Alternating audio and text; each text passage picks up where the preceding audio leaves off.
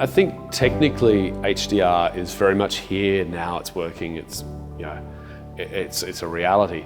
I think creatively we're at the very, very cutting edge of it. It's very early days with figuring out what we can do with HDR.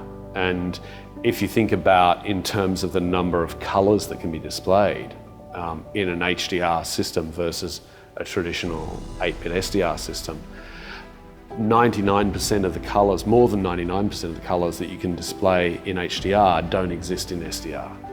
So figuring out how to manipulate that when all of our experience to date has been figuring out how to work within this tiny little sandbox, I think is really exciting. But that's a process. That's going to take a while to figure out just how much is possible with that. Because you've got not just the bright brights and the dark darks, you've got tonal subtlety in between, and you've got precision of where you put things in between. And that precision, I think, is actually, in the end, going to turn out to be more significant than how bright it is or how dark it is. To get an idea of where that's going, I think you look at sound, like Sound for Cinema, where they've been effectively working with high dynamic range for a very long time now. And you don't need to have everything dialed up to 11 all the time. You don't have to have everything shaking the room.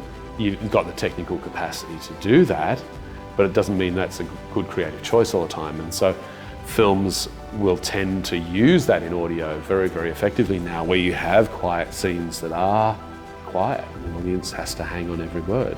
And then you've got scenes where the explosions are going off and the music's swelling and it's loud. And the audio has had that capacity for a long time to an extent that vision hasn't had, and we now have those tools to play with. And so we've got to kind of develop the same judgment in terms of when to deploy that, when to hold back.